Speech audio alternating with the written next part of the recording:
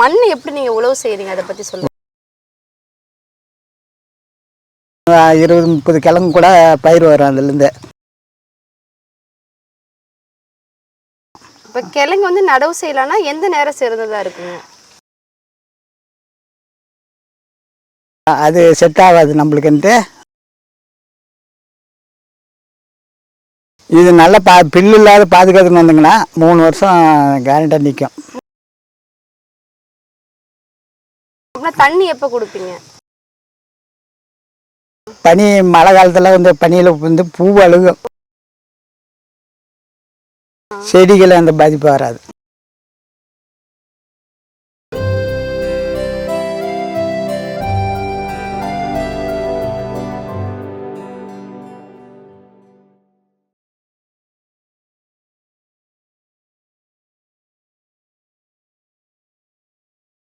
விவசாய தோழர்களுக்கு மனமார்ந்த வணக்கங்கள். இன்றைக்கி நம்ம சம்மங்கி விவசாயம் எப்படிலாம் பண்ணலாம் அப்படிங்கிறத பற்றி பார்க்க போகிறோம். மலர் சாகுபடியிலே ரொம்ப வாசனையான பூன்னு கூட சொல்லலாம். அப்படிப்பட்ட சம்மங்கியை எப்படிலாம் விவசாயம் செய்கிறாங்க, எப்படி விவசாயம் செஞ்சு லாபம் ஈட்டுறாங்க அப்படிங்கிறத பற்றி நிறைய விஷயங்களை கேட்டு தெரிஞ்சுக்க போகிறோம். வாங்க வீடியோக்குள்ளே போகலாம். ஐயா வணக்கங்கய்யா. வணக்கங்க. உங்கள் பேர் சொல்லுங்கள். என் பேர் ராஜேந்திரன். நம்மளோட தோட்டம் எங்கே இருக்குங்க? பத்ரேட்டலி, தருமபுரி மாவட்டம், தருமபுரி ஒன்றியத்தில் இருக்கிறோங்க. எத்தனை வருஷமா சம்மங்கி பயிர் பண்ணி? நாங்கள் 20-25 வருஷமாக வந்து பண்ணிட்டு இருக்கிறோங்க. சரிங்கய்யா. தொடர்ந்து சம்மங்கி மட்டுமே சம்பிங்க தான். சம்பிங்க தான். சரிங்க. இப்போ நம்ம நடவு செய்யறதுக்கு முன்னாடிங்க மண் எப்படி நீங்கள் உழவு செய்கிறீங்க அதை பற்றி சொல்லுங்கள். உழவு வந்து 5 கலப்பில் வந்து 5 சால் 6 சால் ஓட்டுவோங்க. சரிங்க. காடு வந்து சவமாக்கிறதுக்கு ரொட்டர் விட்டு சவம் பண்ணிவிட்டு அப்புறம் வந்து கவுரு நேராக கட்டி ஜானுக்கு ஒரு கிழங்கு வச்சு அகலம் வந்து 1.5 அடி மூடிக்குது. ஒரு கிழங்கு தான் இதோட வைப்பேங்க. இதில் வந்து 20-30 கிழங்கு கூட பயிர் வரும் அதுலேருந்து. இப்போ இந்த போட்டை வந்து ஒரு 20 நாள் ஆச்சுன்னா அந்த மறுபடியும் ஒரு போட்டை வரும். அதுலேருந்து நாங்கள் பூ எடுத்துகிட்டு வருவோங்க. டெய்லியும் காலையில் ஆனால் டெய்லியும் பூ எடுப்போங்க. இப்போ கிழங்கு வந்து எப்படி நீங்கள் வாங்கிட்டு வரீங்களா நம்மக்கிட்டே இருக்குங்க? ஃபஸ்ட்டு நாங்கள் வாங்கிட்டு வந்தோங்க விதை இல்லாதப்ப. இப்போ நம்மளதே சொந்தமாக இருக்குது பாரு, அந்த வயலில் கூட கிழங்கு இருக்குது. சரிங்க. அது நாங்கள் பறித்து எடுத்து சுத்தம் பண்ணி உழவுல நடுவோங்க. அதை உழவு செஞ்சதுக்கப்புறம் நம்ம கிழங்கு நட்டுட்டோம். அப்புறம் தண்ணி எப்போ கொடுப்பீங்க? தண்ணி வந்து இதோட ஃப்ரேயர் போட்டுங்க. நாங்கள் தண்ணி காவாயில் பாய்க்கிறதுன்னா 6 நாள் 7 நாளைக்கு ஒரு தண்ணி கூட பாய்க்கலாம். அது செட் ஆகாது நம்மளுக்குன்ட்டு நாங்கள் இந்த ஃப்ரேயர் போட்டு 2 நாளைக்கு ஒரு தண்ணி விடுவோங்க. 2 நாளைக்கு ஒரு தடவை 2 தடவை 6 மணி நேரம் 1 மணி நேரம் ஒரு சைடு பிரித்து வச்சுக்கோங்க. அது வந்து 6 மணி நேரம் விடுவோங்க ஒரு பக்கம். இப்போ கிழங்கு வந்து நடவு செய்யலாம்னா எந்த நேரம் சிறந்ததாக இருக்குங்க? இது வைகாசிலேருந்து ஆடி மாதம் வரைக்கும் செய்யலாம். அந்த பருவத்தில் செய்யலாம். ஆமாம். சரி. வைகாசி கடைசி அது பின்னாடி ஆடி வந்து நல்லாம். அது வந்து அந்த மாதம் செய்யும்போது காலையில் நடலாங்களா இல்லை மாலையில் நடலாம்? எப்போ இருந்தாலும் நடலாம். அது நடலாம். இதுக்கு ஒன்றும் பிரச்சனை, அதெல்லாம் எந்த பிரச்சனையும் இல்லை. நடவு செஞ்சதுக்கு அப்புறங்க எத்தனை நாள் நமக்கு பூ கிடைக்குங்க?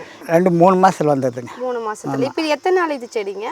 இது ஆச்சு இன்னொரு 10 நாள் கம்மியாக இருக்குது. 1 வருஷம் செடி இது.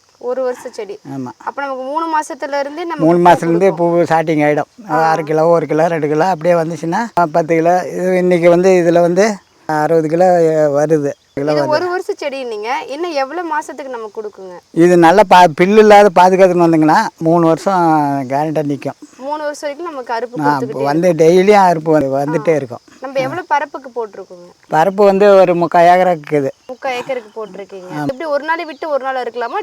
டெய்லி அறுத்தாகணும்.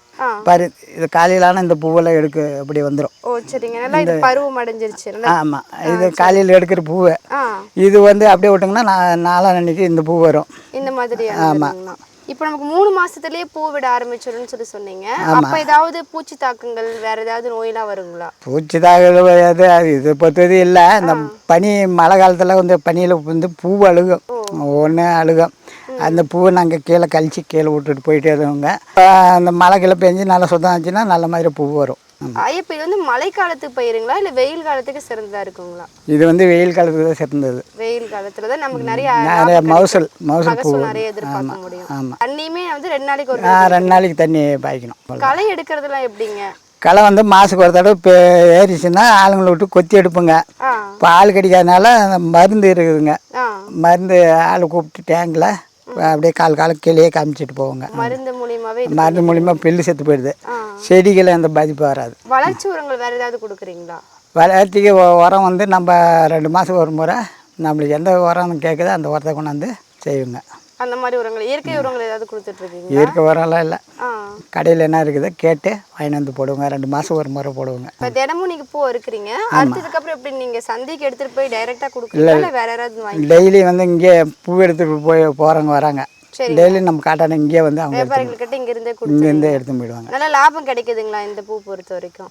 விலை வந்து கல்யாண முகூர்த்தம் கோயில் விசேஷம்னா 50 100 இப்படி போயிடுது. இல்லைன்னா 15 20 ரூபா 10 ரூபா வரப்போ எங்களுக்கு நஷ்டம்தான். அவங்க கமிஷன் தூக்குக்கூலி இதெல்லாம் போச்சுன்னா எங்களுக்கு 10 ரூபா 5 ரூபா விற்கிறப்ப என்ன இல்லை. ஒரு 50 ரூபா சைஸ் விற்றுச்சுன்னா எங்களுக்கு ஒரு 40 ரூபா நிற்கும். இந்த 3 வருஷத்துல உங்களுக்கு வந்து லாபம் நஷ்டம் கலந்து தான் வரும்? எல்லாம் கலந்து தான் வரும். கலந்து தான் வரும். இப்போ நம்ம பூவெல்லாமே அறுவடை செஞ்சுட்டோம், செஞ்சதுக்கு அப்புறமா 3 வருஷத்துக்கு அப்புறம் செடிலாம் ஒரு ஸ்டேஜ் வந்துடும் இல்லைங்களா? அப்போ அந்த செடி அதுக்கப்புறம் என்ன பண்ணுவீங்க? திருப்பி அந்த கிழங்கு நாங்கள் எடுத்து மாற்றி வேற இடத்துக்கு நடுவோம். இதுல இருந்து எடுத்து வேற இடத்துல நடுவோம். அப்போ இந்த இடத்துல நீங்க வேற ஏதாவது வேற பயிர் ஏதாவது பண்ணலாம், நம்மளுக்கு பிடிச்ச பயிர் பண்ணலாம், மாற்று பயிர் ஏதாவது போடலாம். சரி சரி. அதான் ஐயா, நீங்கள் கிழங்கு வந்து நடவு செய்கிறீங்க இல்லைங்களா? எவ்வளோ இடைவெளிக்கு ஒரு தடவை கிழங்கு நீங்கள் நடவு செஞ்சுருக்கீங்க? இப்படி நீட்டில் வந்து நடுறப்போ ஒரு ஜானுக்கு ஒரு கிழங்கு, சரிங்க, இது ஒரு கிழங்கு இதுலேருந்து வருது.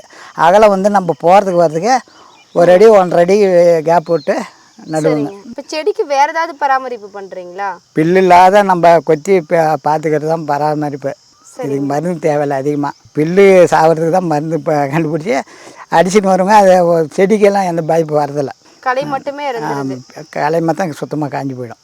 அது ஐயா, இப்போ பூலாம் மாண்டுருச்சு அப்படின்னா செடி எப்படி நீங்கள் வந்து க்ளீன் பண்ணுறீங்க? அந்த அருவா எடுத்து பக்கமாக வந்து எங்கெங்கே பூ இல்லாததுக்கு இதெல்லாம் அறுத்து எடுத்து வெளியில் எடுத்துகிட்டு போய் போட்டுருவோங்க.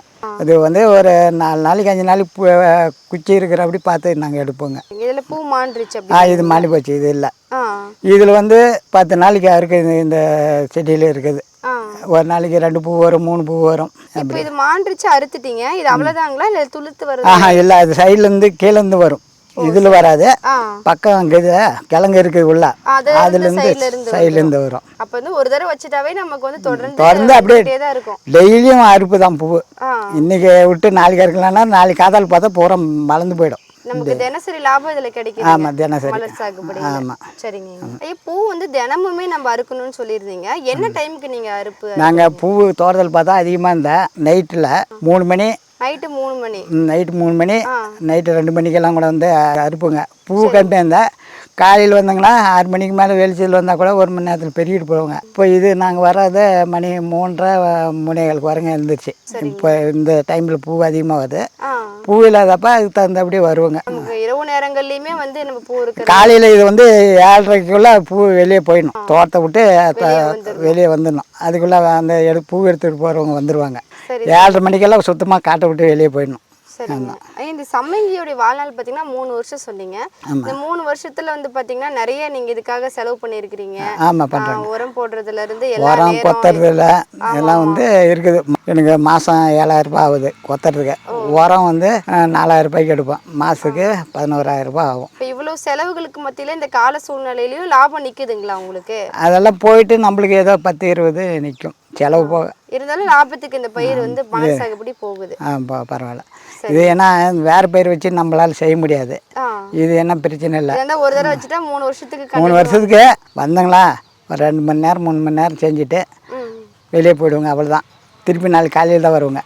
அது வந்து காட்டுக்குள்ளே நுழைய மாட்டேங்க. அவ்வளோதான். நீங்கள் தொடர்ந்து இந்த மலர் சாகுபடி தான் பண்ணுறதா சொல்லிட்டு இருக்கீங்க. ஆமாம். அப்படி இருக்கும் போதுங்க இப்போ தொடர்ந்து உங்களுக்கு லாபம் வந்து எல்லா இடத்துலையும் சமமாக கிடைக்குதுங்க எல்லா வருஷங்களுமே? அது ஆவரேஜ் எங்களுக்கு தெரியும். ஆவரேஜோட மேலே வந்துட்டா சரியா போகும். வேறு மலர் சாகுபடி பண்ணாலும் அதில் சிரமங்கள் அதிகமான சிரமம். அந்த சாமிந்தெல்லாம் நட்டு எடுத்து போய் சும்மா எல்லாம் மெட்ராஸில் எடுத்து போய் கொட்டி சும்மா எல்லாம் வந்து பெரிய இதெல்லாம் போய் பல உயிர் போச்சு. எங்கள் ஊர்லேருந்து அங்கே போய் வண்டியில் போய் எல்லாம் விழுந்து எடுத்து தான். அது அந்த பயிர் வைக்கிறதே இல்லை. அதுக்கு இதோட இது செலவு அதிகம். அதில் இது உங்களுக்கு சுலபமாகவும் இருக்குது, லாபத்தும் நிற்குது. என்ன பிரச்சனை இல்லை. காலையில் ஒரு 2 மணி நேரம் 3 மணி நேரம் எழுந்திரிச்சு வந்தால் நம்ம வேலை முடிஞ்சிச்சு. அவ்வளோதான். ஆமாம். ஐயா, இவ்வளோ நேரம் இந்த சம்மங்கி விவசாயம் எப்படிலாம் பண்ணலாங்கிறத பற்றி நிறைய விஷயங்கள் எங்களோட பகிர்ந்துக்கிட்டீங்க. எங்களுக்கு பிரயோஜனமாக இருந்துச்சு. கண்டிப்பாக மக்களுக்கும் பிரயோஜனமாக இருக்கும். இந்த விவசாய முறைகள்லாம் உங்களுக்கு இன்னும் பெருகணும் அப்படின்னு சொல்லிட்டு எங்களுடைய டாக்டர் விவசாயம் யூடியூப் சேனல் மூலம் மனமார்ந்த வாழ்த்துக்களை தெரிவிக்கிறேன். நன்றிம்மா. நன்றி. இவ்வளவு நேரம் சம்மங்கி விவசாயத்தில் நிறைய விஷயங்கள் நம்ம தெரிஞ்சுக்கிட்டோம். விவசாயம் எப்படி பண்ணணும், நடவு செய்கிறதுலேருந்து அறுவடை வரைக்கும் நம்ம நிறைய விஷயங்களை பார்த்தோம். உங்களுக்கு பிரயோஜனமாக இருந்திருக்கும் அப்படின்னு நினைக்கிறேன்.